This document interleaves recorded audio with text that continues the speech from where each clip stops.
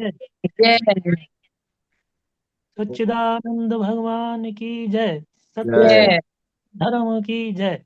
जय जय हो। जय आकाश स्मरणीय ब्रह्मनिष्ठ श्रोत्रिय तपोनिष्ठ गुरुदेव भगवान के पावन चरणों में कोटि कोटि नमन करते हुए तथा मंच पर उपस्थित सभी गुरु बहन भाइयों को मैं हृदय से नमन वंदन अभिनंदन करके आज प्रार्थना के माध्यम से आज के कार्यक्रम का आरंभ करते हैं। ओम वसुदेव सुतं देवं कंस चाणूरमर्दनम् देवकी परमानंदम कृष्णं वंदे जगद्गुरुम्। ॐ यदा यदा हि धर्मस्य ग्लानिर्भवति भारत अभ्युत्थानं धर्मस्य तदात्मानं सृजामि। परित्राणाय साधूना विनाशाय च दुष्कृता धर्म संस्थापनार्थाय संभवामि युगे युगे। मंगलाचरण। सच्चिदानंद रूपाय विश्व उत्पत्त्यादि हेतुवे तापत्रय विनाशाय श्री कृष्णाय वयम् ॐ ब्रह्मानंदं परम सुखदं केवलं ज्ञानमूर्तिं द्वन्द्वातीतं गगन सदृश्यं तत्त्वमस्यादिलक्ष्यम् एकं नित्यं विमलाचलं सर्वधी साक्षिभूतं भावातीतं त्रिगुणरहितं सद्गुरुं तं नमामि। सद्गुरुं तं नमामि। एक बार पुनः मंच पर उपस्थित सभी गुरु बहन भाइयों को हृदय से नमन वंदन अभिनंदन। आज मंगलवार है, महावीर का वार है। जो कोई सच्चे दिल से ध्यावे उसका बेड़ा पार है। हनुमान चालीसा का पाठ के लिए मैं आमंत्रण करता हूँ उषा बसीन जी को। उषा बसीन बहन, आज आप हनुमान चालीसा का पाठन करेंगी। आमंत्रित हैं आप। स्वामी जी, आपके चरणों में चरण हाँ। अच्छा, हाँ। श्री सत्य सनातन वैदिक धर्म की जय। बोलो सच्चिदानंद भगवान की जय। श्री सतगुरुदेव भगवान की जय। परम पूज्य गुरुदेव भगवान जी के चरणों में बार बार नमस्कार। और मंच से जुड़े हुए सभी पुण्य आत्माओं मेरा पुनः बार बार नमस्कार। अब आज्ञानुसार हनुमान चालीसा प्रस्तुत है। बोलो पवन सुत हनुमान की जय। श्री गुरु चरण सरोज रज निज मन मुकर सुधार वरनय रघुवर विमल यश जोदायक फलचार सियावर राम जय जय राम। मेरे प्रभु राम जय जय राम। बुद्धिहीन तन जानिके सिमरो पवन कुमार बल बुद्धि विद्या देहु मोहे हरो कलेश विकार सियावर राम जय जय राम। मेरे प्रभु राम जय जय राम। जय हनुमान ज्ञान गुण सागर जय कपीश तिहु लोक उजागर रामदूत अतुलित बल धामा अंजनी पुत्र पवन सुत नामा महावीर विक्रम बजरंगी कुमति निवार सुमति के संगी कंचन वरण विराज सुवेसा कानन कुंडल कुंचित केसा हाथ वज्र और ध्वजा विराजे कांधे मूंज जनेऊ साजे शंकर स्वयं केसरी नंदन, तेज प्रताप महाजगवंदन। विद्यावान गुणी अति चातुर, राम काज करिबे को आतुर। प्रभु चरित्र सुनबे को रसिया, राम लखन सीता मन बसिया। सूक्ष्म रूप धर सिय दिखावा, विकट रूप धर लंक जरावा। भीम रूप धर असुर सहारे, रामचंद्र के काज संवारे। लाए संजीवन लखन जियाए, श्री रघुवीर हर्ष उर लाए। रघुपति कीन्ही बहुत बड़ाई, तुम मम प्रिय भरत हैं संभाई। सहस बदन तुमरो यश गावे, अस कहे श्रीपति कंठ लगावे। सनकादिक ब्रह्मादि मुनि ईसा, नारद शारद सहित अहिसा। यम कुबेर दिगपाल जहाँ थे, कवि कोविद कह सके कहाँ थे। तुम उपकार सुग्रीवै कीना, राम मिलाए राजपद दीना। तुमरो मंत्र विभीषण माना, लंकेश्वर भय सब जग जाना। युग सहस्त्र योजन पर भानु, लीले ताहि मधुर फल जानु। प्रभु मुद्रिका मिल मुख माहि, जलधि लांघ गए अचरज नाही। दुर्गम काज जगत के जेते, सुगम अनुग्रह तुम रे तेते। राम द्वारे तुम रखवारे, होत न आज्ञा बिन पैसारे। सब सुख लहे तुम्हारी सरना, तुम रक्षक काहू को डरना। अपन तेज संहारो आपै, तीनों लोक हांकते कांपै। भूत पिशाच निकट नहीं आवे, महावीर जब नाम सुनावे। नासे रोग हरे सब पीरा, जपत निरंतर हनुमत बीरा। संकट ते हनुमान छुड़ावे, मन क्रम वचन ध्यान जो लावे। सब पर राम राय सिर ताजा, तिनके काज सकल तुम साजा। और मनोरथ जो कोई लावे, सोई अमित जीवन फल पावे। चारों युग परताप तुम्हारा, है प्रसिद्ध जगत उजियारा। साधु संत के तुम रखवारे, असुर निकंदन राम दुलारे। अष्ट सिद्धि नौ निधि के दाता, असवर दीन जानकी माता। राम रसायन तुमरे पासा, सादर हो रघुपति के दासा। तुमरे भजन राम को पावे, जन्म जन्म के दुख बिसरावे। अंत काल रघुवरपुर जाई, जहाँ जन्म हरि भक्त कहाई। और देवता चित्त न धरई, हनुमत से सर्व सुख करई। संकट किट संकट कटे मिटे सब पीरा, जो सुमरे हनुमत बलबीरा। जय जय जय हनुमान गोसाई, कृपा करो गुरुदेव की न्यायी। ये शत बार पाठ कर जोई, छूटे बंद महासुख होई। जो ये पढ़े हनुमान चालीसा, होय सिद्ध साखी गौरी सा। तुलसीदास सदा हरि चेरा, कीज नाथ हृदय में डेरा।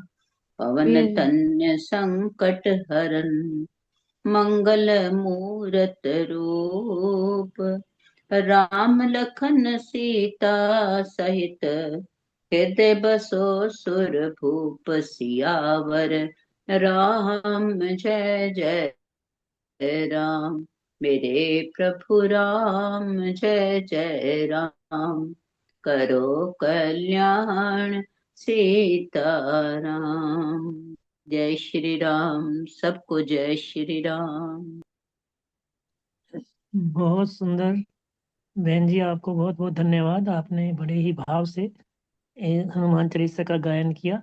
आप आप इसी तरह से गाती रहें, मुस्कुराती रहें और प्रभु का चिंतन करती रहें। इसके साथ मैं अवधेश मिश्रा जी से निवेदन करूंगा कि हनुमान अष्टक का पाठन आप करेंगे। अवधेश मिश्रा जी। जय गुरुदेव। परम पूज्य सदगुरुदेव भगवान के श्री चरणों में सादर सतत नमन करते हुए मंच से जुड़े हुए सभी आदरणीय गुरु भाइयों एवं आदरणीय गुरु बहनों को सादर प्रणाम करता हूँ। बाल समय रवि भक्ष लियो, तब तीनहु लोक भयो अधियारो। ताहि सो त्रास भयो जग को, यह संकट काहू सो जात न टारो। देवन यानी करी बिनती, तब छाड़ी दियो रवि कष्ट निवारो। को नहीं जानत है जग में, कपि संकट मोचन नाम तिहारो। बाली की त्रास कपि सब सह गिरी, जात महाप्रभु पंथ निहारो। क्योंकि महामुनि शाप दियो, तब चाहिए कौन विचार विचारो। कै द्विज रूप लिवाय महाप्रभु, सो तुम दास के शोक निवारो। को नहीं जानत है जग में, कपि संकट मोचन नाम तिहारो। अंगद के संग लेन गए सिय, खोज कपि सय बैन उचारो। जीवत ना बची हो हम सोजु, बिना सुधि लाए यहाँ पग धारो। हेरी थकै तट सिंधु सबय, तब लाय सिया सुधि प्राण उबारो। को नहीं जानत है जग में, कपि संकट मोचन नाम तिहारो। रावण त्रास दई सिय को, तब राक्षसी शोक ही शोक निवारो।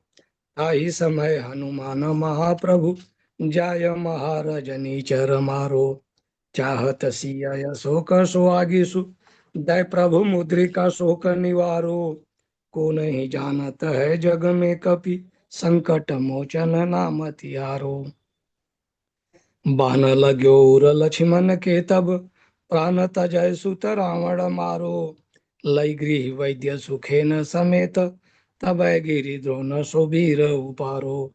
आनि सजीवन हाथ दई, तब लक्ष्मण के तुम प्राण उबारो।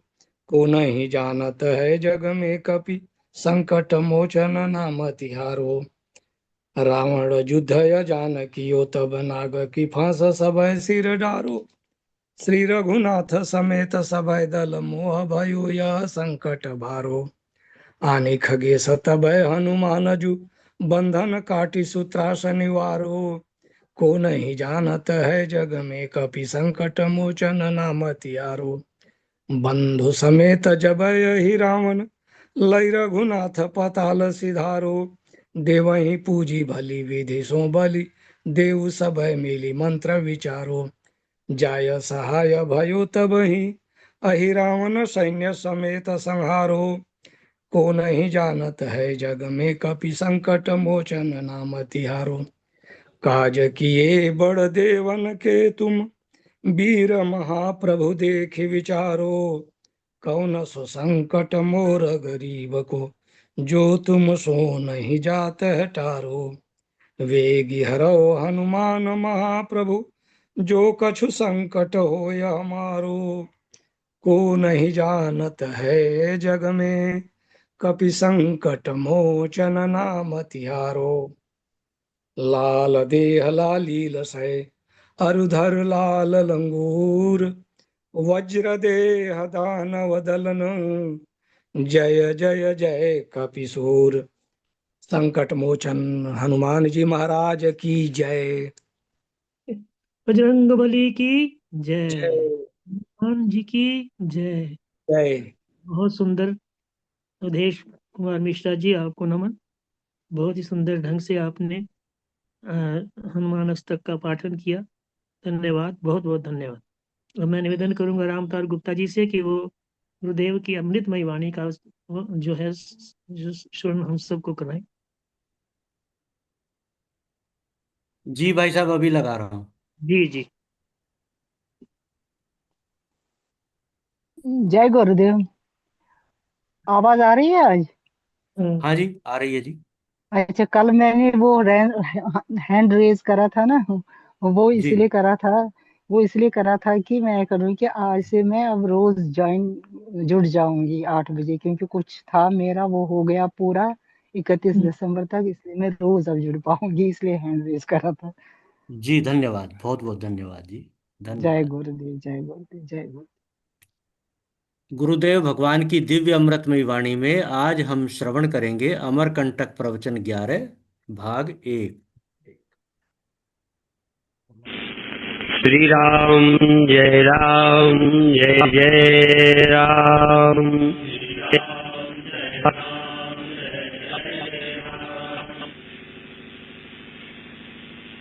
जानने में बाधा है, कर्म द्वारा हमें सफलता मिल जाएगी,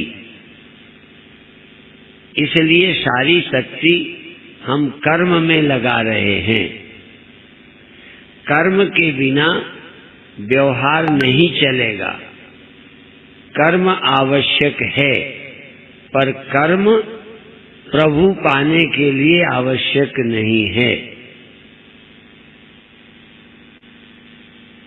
भक्ति ग्रंथों के, भक्ति के आचार्यों के द्वारा भी ये सुन रखा है, यह गुण साधन ते नहीं हुई। ये साधनों के द्वारा इस गुण, इस स्व की, इस सत्य की प्राप्ति नहीं होती। तुम्हारी कृपा पाओ कोई कोई, जिस पर आपकी कृपा हो जाए, जिसका ये सब है, जिसने इस सब को जिस प्रयोजन से पैदा किया है, इस प्रयोजन की सिद्धि भी उसी की इच्छा से होगी। अर्थात जिसका सब संसार है, जिसके द्वारा सब संसार है, जिसने संसार को जिस प्रयोजन से बनाया है, उस प्रयोजन की सिद्धि भी उन्हीं की इच्छा से होगी। जैसे तुलसीदास जी के विचारों के अनुसार जब प्रभु की इच्छा होती है तब नर तन मिलता है। भले हमें समझ आता है कि नहीं आता, ये भी विश्वास का एक विषय है कि ये नर शरीर हमको केवल पुण्यों से नहीं मिला, पुण्यों के साथ साथ प्रभु की इच्छा से मिला है। पुण्यों का फल कहीं भी मिल सकता था। पुण्यों के फल पाने के लिए जरूरी नहीं कि हम मनुष्य बने। पुण्यों का फल तो कुत्ता बन के भी मिल सकता है। जो सुख कुत्तों को प्राप्त हो जाता है, कई बार मनुष्यों को नहीं मिलता। पुण्यों और पाप का फल भोगने के लिए घोड़ा बन सकते हैं। पाप का फल हो तो ऐसे घोड़ा बने कि लादे लादे मर जाओ, बोझा ढोए ढोए मर जाओ। और पुण्य हो तो घोड़ा ही बन जाओ, और वो बन जाओ कि मनुष्य तुम्हारी सेवा करे। घोड़ों की सेवा में मनुष्य नहीं रहते। कभी कभी थोड़ा नचा नुचू दिया, अब बस खरारा हो रहा है, क्या बढ़िया चमड़ी है, उतनी तो स्वामी परमानंद की भी नहीं चिलके। कितनी व्यवस्था, कितने उनके पुट्ठे, कैसी उनके शरीर, कितना हेल्दी घोड़ा होता है, उसको भी मिल रहा है। योनि परिवर्तन पुण्य के लिए आवश्यक नहीं है, पुण्य फल भोगने के लिए किसी योनि में मिल सकता है। तो आपके पुण्यों का फल भगवान बिना मनुष्य बनाए दे सकते हैं। मनुष्य तुमको विशेष अपनी करुणा से पुण्यों का फल भी देंगे, पाप का फल भी मनुष्य होके मिलेगा, उससे वो तुम्हें नहीं मुक्त कर रहे, नहीं, बेईमानी हो जाएगी। भगवान बेईमान नहीं है, तुम्हें पुण्यों का फल भी देंगे और पाप का फल भी देंगे। बीमार कर दें, लड़का अच्छा न मिले, बहू रद्दी निकल जाए, बाप गड़बड़ हो, बेटा दुष्ट निकल जाए, दुर्दशा पूरी करवा देंगे, बिल्कुल रियायत नहीं करेंगे जरा भी। फिर भी तुमको गधा न बना के, सुअर न बना के, कुत्ता न बना के मनुष्य बनाएंगे कि चाहो तो प्रभु को पा सको। कबहू के कर करुणा नर देही, देत ईस बिन हेत स्नेही। ये उनकी स्नेह है, कृपा है कि पुण्य पाप तो थे हमारे पास, कहीं भेज सकते थे, लेकिन ये उनकी करुणा है कि पुण्य पाप भी भोगवाएंगे और मनुष्य तन में भेज दिया कि तुम चाहो तो मोक्ष पा सको, प्रभु को पा सको, बार बार आने जाने के भ्रम से छूट सको। भ्रम की निवृत्ति के लिए मानव तन दे दिया, ये एक। दूसरी कृपा, सब कुछ मिला सकते हैं। प्रभु ने संत विशुद्ध मिले पुण्य ही, पुनि शब्द लगाया। इसका मतलब एक कृपा पहले हो गई जो नर्तन मिल गया। संत विशुद्ध मिले पुनि, पहले तो मनुष्य तन मिला, ये उनकी कृपा। दूसरी कृपा, पुनः कृपा कर दी। एक कृपा कर दी, मनुष्य तन मिल गया, अब दूसरी कौन सी कर दी? संत विशुद्ध मिले पुनिते ही, राम कृपा कर चितवे जेहि। जिस पर भगवान कृपा करते हैं पुनः दोबारा करते हैं।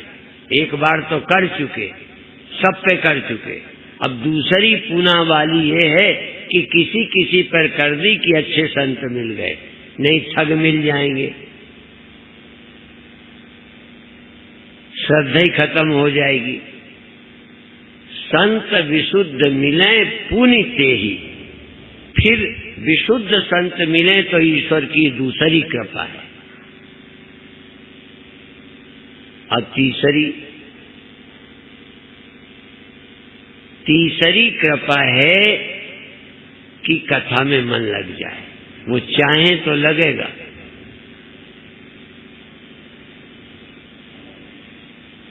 भगवान कृपा करते हैं तो सुनने की रुचि हो जाती है, समझने की। इसलिए 3 बातें एक श्लोक में कह दी। मनुष्यत्वम, मुमुक्षुत्वम, महापुरुष संश्रया। मनुष्य का देह, एक देवानुग्रह हेतुकम, देवता के अर्थात ईश्वर के अनुग्रह से 3 चीजें मिलती हैं। मनुष्यत्वम, मुमुक्षुत्वम, तर जाने की इच्छा, बंधन से, चिंताओं से, मेरे तेरे जाल से, अविद्या से छूटने की इच्छा, मुमुक्षुत्वम, और महापुरुष संश्रया। 3 चीजें देवा हेतुक है। देवानुग्रह, देव के अनुग्रह से 3 मिलती हैं। कौन मानता है कि मेरे अंदर इच्छा साधु बनने की, शिष्य बनने की ईश्वर की कृपा से हुई है? लगता है ऐसा? यदि शास्त्र पर विश्वास है तो यदि आपको मंत्र लेने की इच्छा हुई, नहीं होती ही नहीं। अरे ऐसे तो होते ही रहते हैं, ऐसे तो बहुत साधु हैं, नहीं बनती। ये तो बोलते ही रहते हैं, समझने में रुचि नहीं होती। ये तो हम सब सुन चुके हैं, समझ चुके हैं, ऐसा लगने लगे, नहीं इच्छा होगी। ये जो शुभेच्छा है, शुभेच्छा, सुविचारणा, तन्मानसा, सत्वपत्ति, असंशक्ति, पदार्था भावनी, तुर्यगा, ये शुभेच्छा, संतों की बात सुनने में रुचि, कल्याण की इच्छा, संतों का मिल जाना, संत अच्छे लग जाए। प्रथम भक्ति, संतन कर संगा, दूसर रति मम कथा प्रसंगा, दूसरी रति मम कथा। प्रथम भक्ति संतन कर संगा, ये तो प्रथम है। कई को रोज संत मिलते हैं, दर्शन करते हैं, पैर छूते हैं, कथा में रुचि नहीं। कई सेठ साहूकार आते हैं, बड़ी श्रद्धा रखते हैं, चरण डलवाते हैं, कथा, पर हमें तो आशीर्वाद चाहिए। भागवत कथा के प्रकरण में परीक्षित का भी यही है कि तुम अमृत ले लो, कथा काहे को झंझट में पड़ते हो। परीक्षित कहता है नहीं, तुम अमृत पी लो, मैं तो कथा ही सुनूंगा। माने कुछ भी बट रहा हो, स्वर्ग बट रहा हो, 7 स्वर्ग अपवर्ग सुख, धरिय तुलाई कंग, तुलई नताई सकल मिली, जो लवस भारत सत्संग। स्वर्ग एक तरफ दिखा दिया जाए कि यहाँ है, गद्दी मिल रही है, स्वर्ग मिल रहा है, सिंहासन खाली है, शादी हो रही है, यहाँ सत्संग हो रहा है। अब वहां चुनाव सत्संग का हो जाए तो ईश्वर कृपा समझ लेना, नहीं नहीं होगा। इंद्रिय सुरन न ज्ञान सुहाई, विषय भोग पर प्रीति सदाई, रुचि ही नहीं बनती। इसलिए मनुष्यत्वम मुमुक्षुत्वम महापुरुष संश्रया, 3 चीजें बिना ईश्वर कृपा के होती ही नहीं। यदि हो जाए तब भी बहुत अच्छी बात है, पर इच्छा भी हो जाए तब भी ये नहीं लगेगा ईश्वर की कृपा है। मैं अपनी मर्जी से आया हूं, आप मर्जी से जवान नहीं हुए, हो गए। समझे ही नहीं आता कि तुम्हारी मर्जी ही हर जगह नहीं है। हाँ ठीक है कि हम जवान होना चाहते थे, पर हुए प्रकृति के नियम से हैं, इच्छा से नहीं। यदि इच्छा से हो सकता तो हम बूढ़ा नहीं होना चाहते, न होके दिखाओ। यदि इच्छा से होता है तो बूढ़े न हो, है वो इच्छा बूढ़ा होने की। एक एक बाल उखाड़ते रहे छोटे में, जब एक हाथ सफेद होता था कि बुढ़ापा ना आवे। नहीं होना चाहते थे बूढ़ा, इसलिए छिपाते रहे, कुछ लगा लुगा के बूढ़ा होना छिपाते रहे, बाल काले करते रहे। मैं विदेश में गया, मुझे कोई बूढ़ा ही ना मिले, सब बूढ़ों के बाल काले।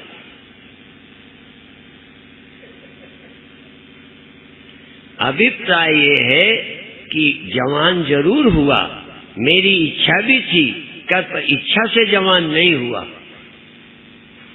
तो तुम्हें इच्छा भी हुई, वो क्यों हुई? इच्छा करने में भी हम स्वतंत्र नहीं हैं। शादी की इच्छा हुई तो छोटे में क्यों नहीं हो गई? खाने की इच्छा हुई, जब चाहो तब क्यों नहीं हो जाती? भीतर कुछ होता है। पचाम्यन्नम चतुर्विधम, जब भगवान प्रकृति अग्नि बनकर पचाम्यन्नम चतुर्विधम अहम वैश्वानरो भूत्वा प्राणिनाम देहमाश्रिता प्राणापान समायुक्ता पचाम्यन्नम चतुर्विधम, जब अंदर आग बन के अंदर आग बन के भोजन को हजम कर देते हैं, तब आपको इच्छा होती है खाने की।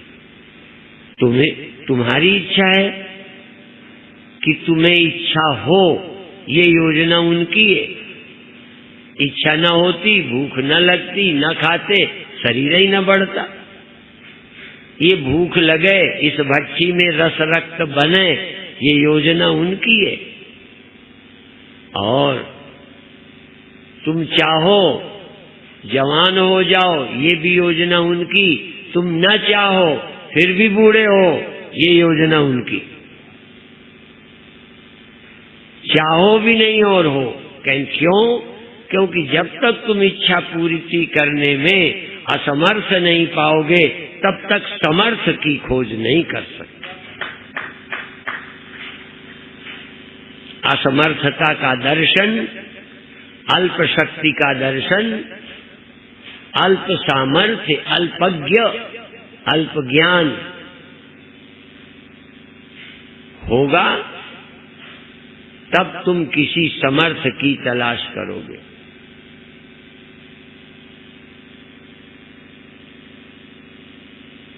इसलिए सब कुछ ईश्वर की इच्छा से हो रहा है,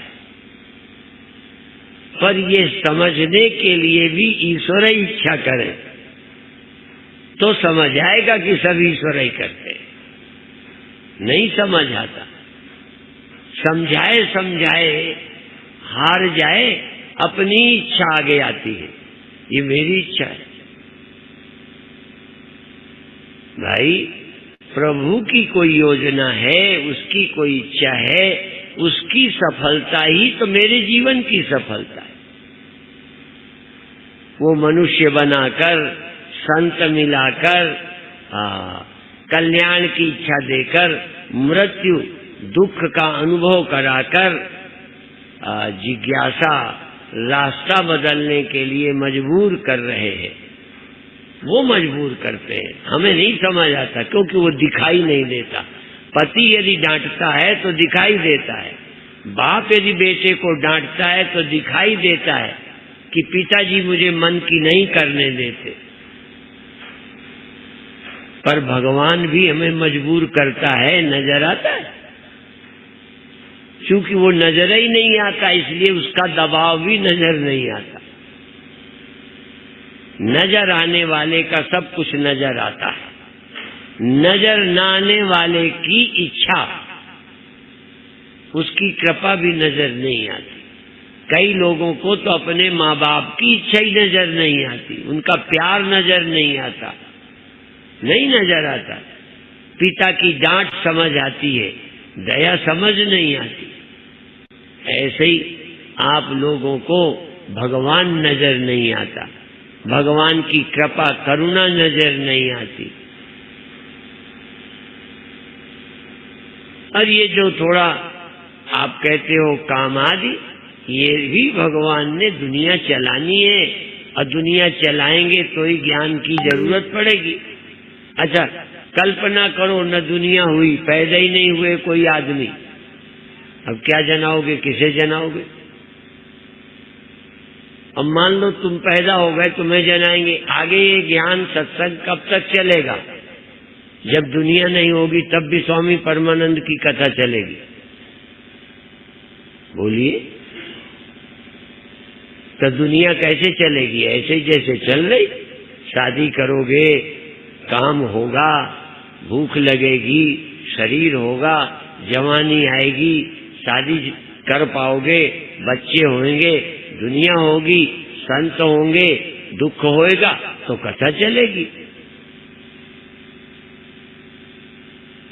तो ये सब निष्प्रयोजन नहीं है। एक एक चीज बहुत योजनाबद्ध है।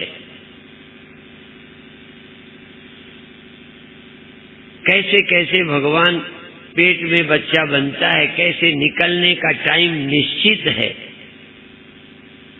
किसी जीव का 3 महीने में, किसी का 5 महीने में, किसी का 9 महीने में। एक हम कहावत सुनते थे, क्या कितने में बकरी, 6 में 5 में बकरी और 10वें में कलोरी, 9 में नारी और 12 में घोड़ी। अब उनका समय है।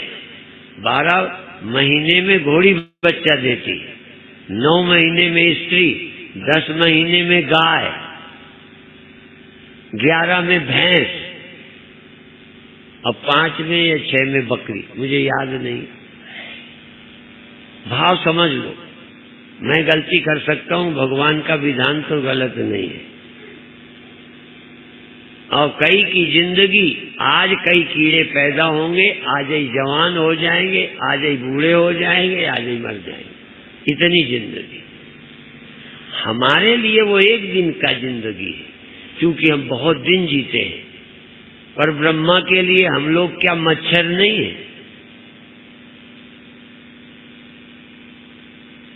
ब्रह्मा का दिन भी नहीं बीतता, हमारा सब कुछ हो जाता है। सबकी उम्र समान नहीं है, पर मृत्यु सबकी है, ध्यान रखो। यदि मच्छर एक दिन में पैदा होके मर जाता है, ये पशु पक्षी 10-20 साल में जीवी के मर जाते। मनुष्य का 1 जीवन, पशुओं के 5 जीवन।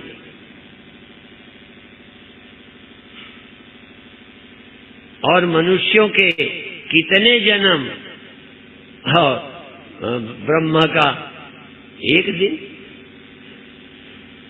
और ब्रह्मा के 100 वर्ष, हाँ, ब्रह्मा के 100 वर्ष हो जाते, ईश्वर का सेकंड भी नहीं होता। ईश्वर का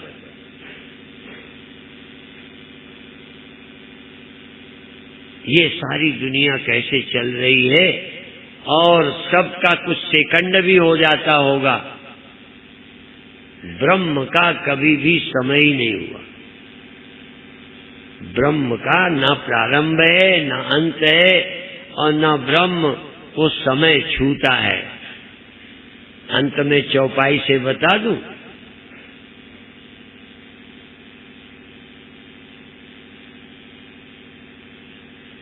जो कालहु कर काल भयंकर, जो कालहु कर काल, सबका काल होता है, सब काल को डरते हैं। हम तुम सब काल को डरते हैं। ब्रह्मा विष्णु भी काल को डरते हैं।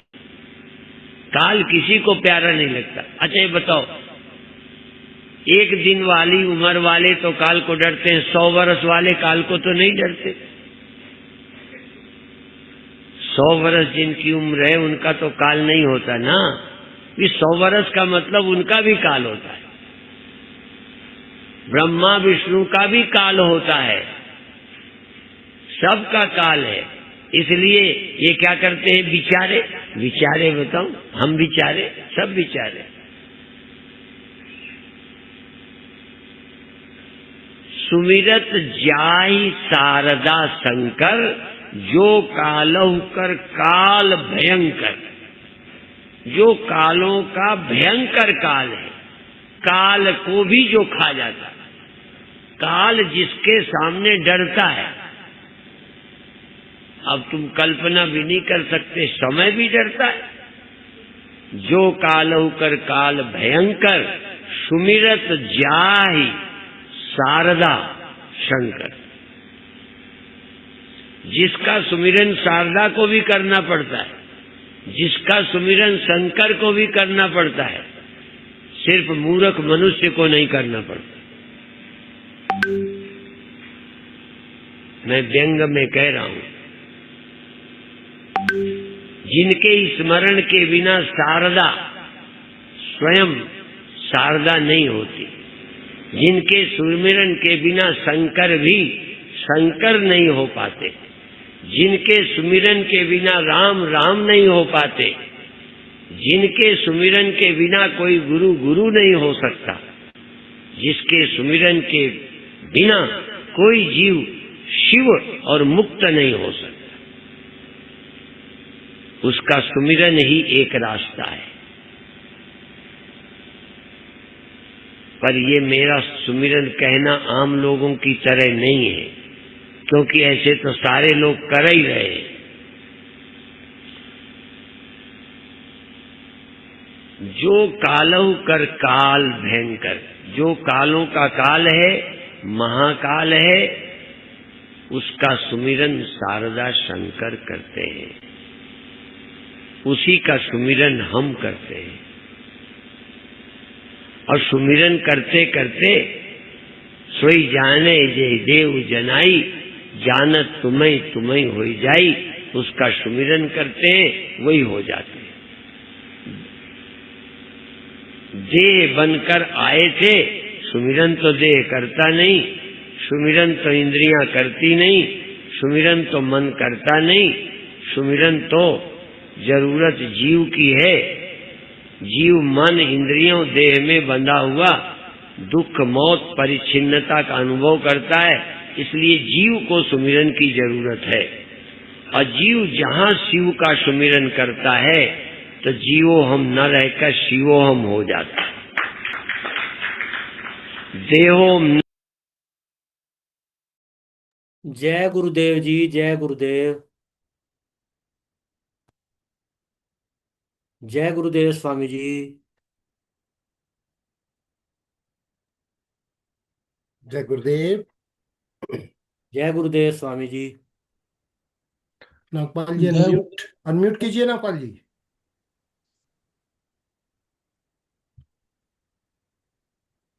स्वामी जी अनम्यूट कर लीजिए, प्रवचन पूरा हो गया है। स्वामी जी समाधि में चले गए। नहीं नहीं नहीं वो कर लिया, अनम्यूट कर लिया। हाँ जी, कर दिया। बोलिए गुरुदेव भगवान की जय। जय। जय। बड़े ही सटीक शब्दों में सटीकता से गुरुदेव भगवान ने मनुष्य जीवन की महत्ता बताई है कि मनुष्य जीवन कितना महत्वपूर्ण है, और इस महत्वपूर्ण जीवन को पाकर और बहुत सारा ये संयोग पुण्य के कर्मों से मनुष्य शरीर नहीं मिला, भगवान की अनुग्रह कृपा से, अहेतु की कृपा से हमें मनुष्य शरीर मिला है। इस मनुष्य शरीर को पाकर दूसरी बड़ी बहुत बड़ी जो कृपा है भगवान की, विशुद्ध संत का मिलना। विशुद्ध संत, संत नहीं विशुद्ध संत का मिलना, ये भी संभव हुआ हमारे जीवन में। और फिर क्या है कि अगर ये विशुद्ध संत भी मिल गए हैं लेकिन हमारी मोक्षत्व नहीं है, मुक्त होने की इच्छा नहीं है, तो फिर तब भी हम सफल नहीं हो पाएंगे। गुरुदेव भगवान ने पहले भी कहा है कि लौकिक जगत की सारी प्रक्रियाएं कर्म के द्वारा होती हैं, लेकिन अध्यात्म की उन्नति कर्म से नहीं, प्रभु की कृपा से होती है।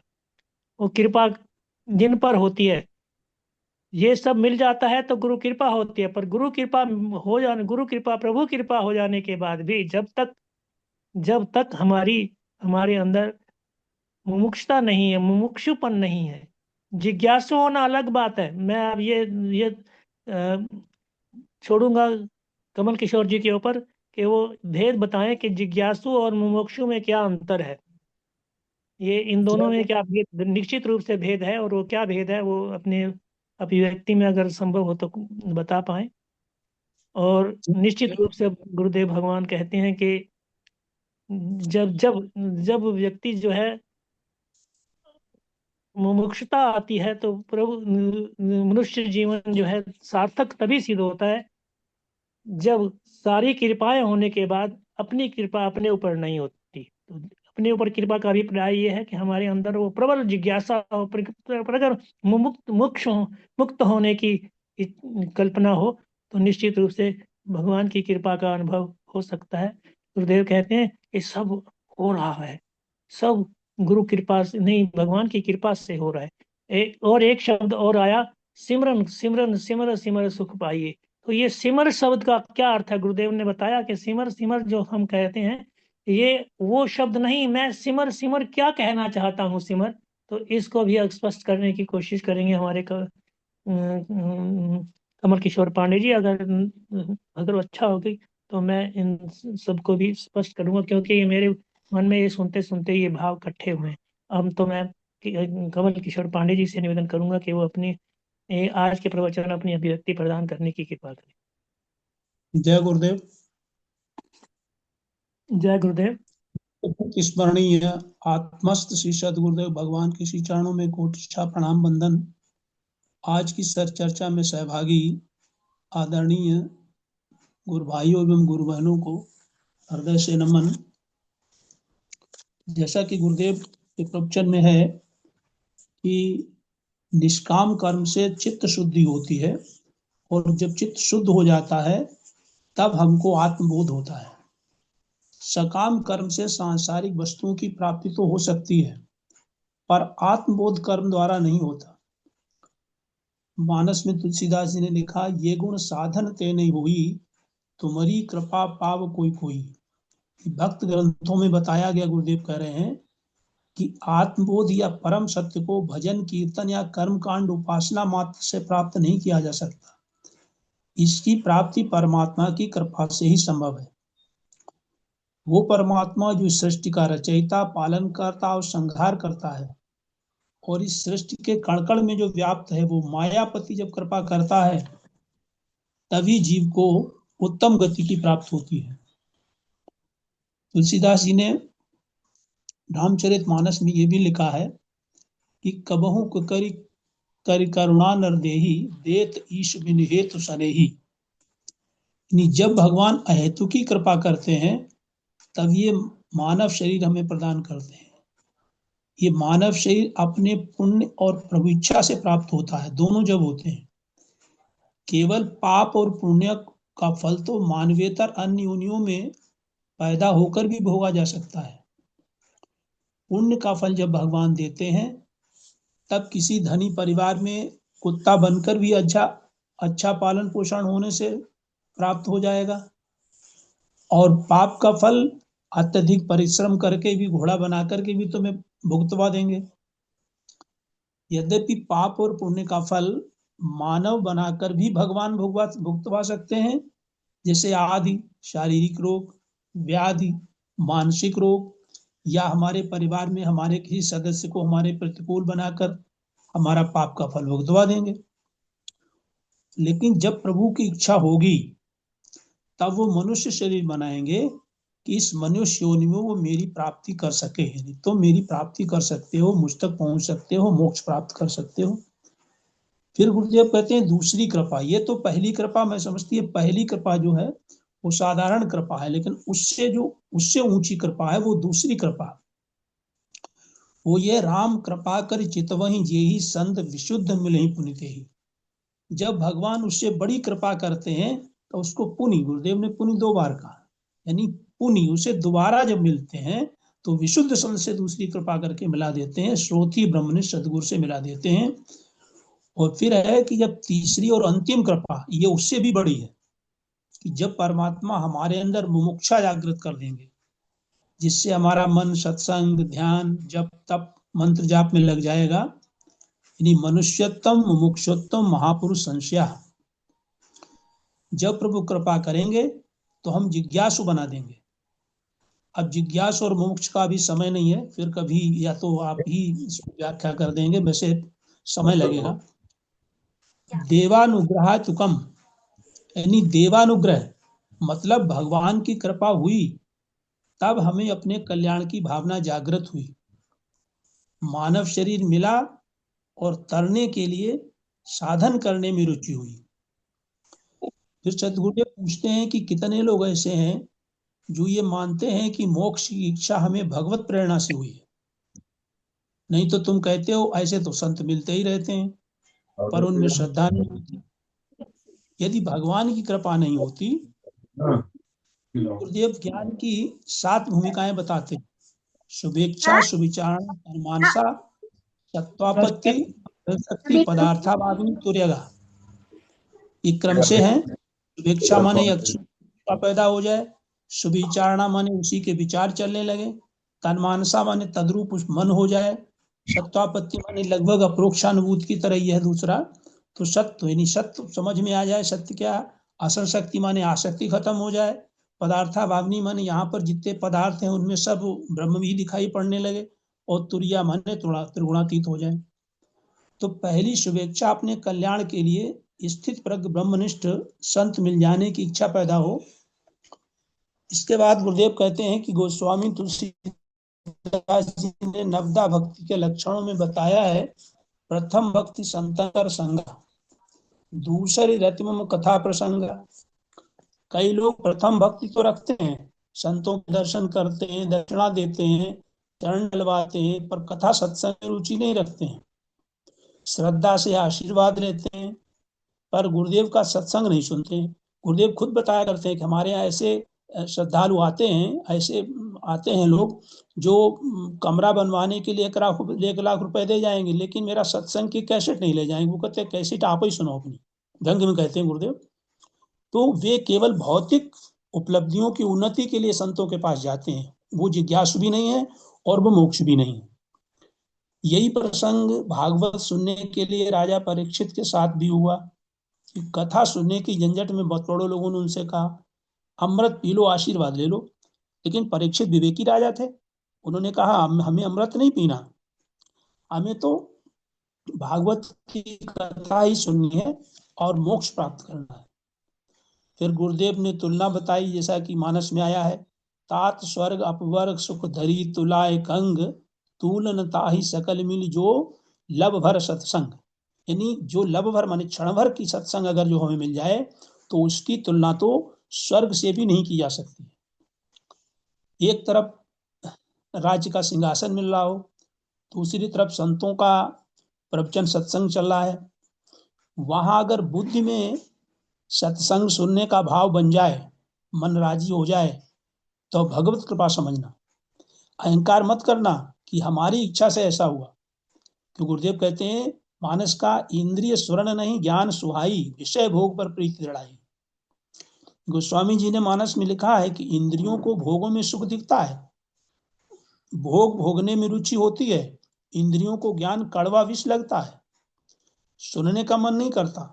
फिर गुरुदेव दोहराते हैं कि मनुष्य योनि में जन्म और सत्संग में रुचि और ज्ञानी संत का मिलना, ये तीनों बिना प्रभु इच्छा के नहीं होते। और यदि इच्छा हो भी जाए तब भी अपना अहंकार नहीं मानेगा।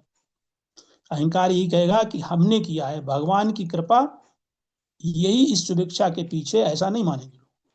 आगे सतगुरु बताते हैं कि हम अपनी मर्जी से बचपन से जवान नहीं हुए और लाख प्रयास कर ले तब भी नहीं हो सकते।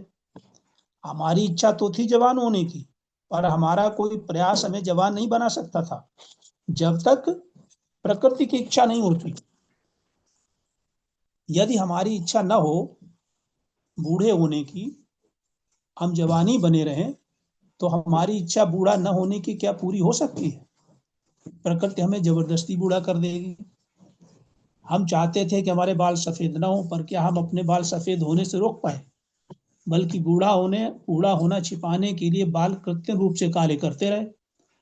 गुरुदेव को विदेश में कोई बूढ़ा ही नहीं मिला, सब बूढ़े काले बाल किए थे। निष्कर्षता हम सब जवान तो हुए, पर अपने कर्तापन से नहीं हुए, प्रकृति के करने से जवान हुए। इसलिए प्रकृति ही करता है, हम करता नहीं। इच्छा भी करना मेरे वश में नहीं है। जब प्रकृति या परमात्मा मेरे द्वारा 4 प्रकार के खाए हुए अन्न को जठराग्नि पचा देती, जैसे भगवद गीता में आया है 15वें अध्याय का 14वां श्लोक, पुरुषोत्तम योग जिसको बोलते हैं, इसीलिए बताया गया पुरुषोत्तम, माने ये पुरुषोत्तम ही, यानी जो प्रकृति और पुरुष और फिर भगवान कहते हैं मैं इनसे भी वो पुरुषोत्तम हूँ। अहम वैश्वानरो भूत्वा प्राणिनाम देहमाश्रिता प्राणापान समायुक्ता पंचामन चतुर्विधम। मैं वैश्वानर होकर के, यानी वैश्वानर या जठराग्नि जो भोजन को पचाती है, सभी प्राणियों में भूत्वा माने वैश्वानर बन करके, प्राणिनाम देहमाश्रिता प्राणियों के जो देह है उसमें हम रह करके, प्राण और अपान दोनों प्राण लिए हैं। 5 प्राण होते हैं, प्राण अपान उदान व्यान समान, उनमें 2 समायुक्ता, इनसे युक्त होकर के 4 प्रकार के अन्न को पचाता हूँ। और 4 प्रकार के अन्न भी गीता में दिए गए हैं। एक तो चाट के, अवलेह, चखकर, खाकर, चूस कर, तो इनको भगवान पचाते हैं या प्रकृति पचाती है, की बात है। हम लोग जैसे ज्ञान योग में प्रकृति कहते हैं, भक्ति योग में भगवान कहा जाता है। भूख लगे और खाने की इच्छा जगे, खाया हुआ अन्न पचाकर रक्त बनाकर शरीर पुष्ट होने की योजना भगवान की है। जब तक तुम इच्छा पूर्ति होने में अपने को असमर्थ नहीं जानोगे, तब तक उस परम सामर्थ्यवान की खोज नहीं करोगे। जब अल्प सामर्थ्यवान अल्पज्ञ अपने को जानोगे, तब उस परम सत्ता की खोज में चल पड़ोगे। सब ईश्वर की इच्छा से ही हो रहा है। इस समझने की इच्छा भी ईश्वर की ही कृपा से ही जागृत होगी। वही प्रभु जन्म मरण दुख देकर के हमें जागृत कर रहे हैं, संतों को मिला देते हैं और वो संत उस परमात्मा से एकाकार करा देते हैं, जिससे हम जन्म मृत्यु के बंधन से छूट जाते हैं। क्योंकि भगवान अव्यक्त निराकार रूप से सब कुछ करते हैं, इसलिए वही सब करते हैं, ऐसा हमारी समझ में नहीं आता। कई लोगों को तो अपने माँ बाप के द्वारा उनके हित में किए गए कार्य और प्यार भी दिखाई नहीं देते।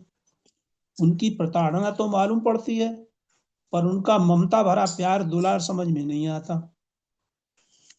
गुरुदेव कहते हैं, हम कल्पना करें कि अगर भगवान ने दुनिया न बनाई होती तो क्या हम और तुम होते?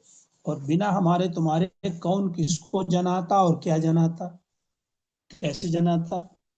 भगवान जब काम वासना पैदा करेंगे तभी सृष्टि चलेगी, और कथा करने वाले और कथा सुनने वाले बने रहेंगे। इन सब का प्रयोजन है, निष्प्रयोजन कुछ भी नहीं है। यद्यपि अलग अलग योनियों में भ्रूण की परिपक्वावस्था का समय भिन्न भिन्न है, पर समयानुसार जन्म होते रहेंगे और सृष्टि अबाध गति से चलती रहेगी। कुछ कीड़े मकोड़े तो सुबह पैदा होते हैं, दोपहर जवान हो जाते हैं और शाम को मर जाते हैं। जैसे कीड़े मकोड़े हमारे लिए अति अल्पजीवी हैं, ऐसे ही ब्रह्मा जी के लिए भी हम लोग भी एक ही दिन पैदा होकर, जवान होकर और बूढ़े होकर एक ही दिन में मर जाते हैं। सुनते तो ऐसा है, शास्त्रों में लिखा हुआ कि देवताओं के 1 वर्ष के बराबर ब्रह्मा जी का 1 दिन होता है, और इस तरह जब ब्रह्मा जी के 100 वर्ष पूरे हो जाते हैं, तब जाकर के सृष्टि का लय होता है। तो सबका समय जीवित रहने के बराबर नहीं है, पर मृत्यु निश्चित है। देव कहते हैं कोई 1000 वर्ष तक अगर भी जी ले तो भी मरेगा।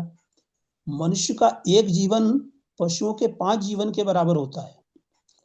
ब्रह्मा के 100 वर्ष और ईश्वर का 1 सेकंड भी नहीं होता, वहां समय है ही नहीं। सृष्टि का सब समय मिलाकर भी ब्रह्म का कोई समय नहीं होता, क्योंकि ब्रह्म का ना आदि है ना अंत है, तब समय की गणना कैसे होगी? फिर गुरुदेव कहते हैं कि ब्रह्म को समय कभी छू नहीं सकता। जो कालहु कर काल भयंकर, सुमिरत जाहि शारदा शंकर। काल को सब डरते हैं, ब्रह्मा विष्णु ही क्यों न हो। काल को कोई पसंद नहीं करता। जो काल को भी खा जाता है, काल भी जिससे डरता है, उस परम सत्य का सुमिरन शारदा और शंकर को भी करना पड़ता है।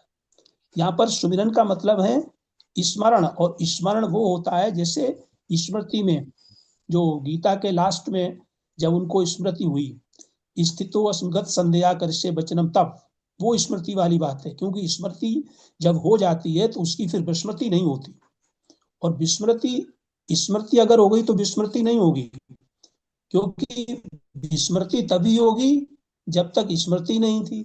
यानी यहाँ पर स्मृति मतलब लौकिक स्मृति अलग बात है। लौकिक स्मृति से तो विस्मृति हो सकती है, लेकिन उस तत्व की स्मृति अगर हो गई, तत्व का बोध अगर हो गया, तो वहां पर फिर अंधकार नहीं हो सकता। कि जिनके स्मरण के बिना शारदा शारदा नहीं हो सकती, शंकर शंकर नहीं हो सकते, राम राम नहीं हो सकते, गुरु गुरु नहीं हो सकते, यानी कोई भी जीव नहीं होता। और जब शिव नहीं हो सकता तो मुक्त नहीं हो सकता। उसका सुमिरन ही एकमात्र उपाय है इस मृत्यु से पार जाने का।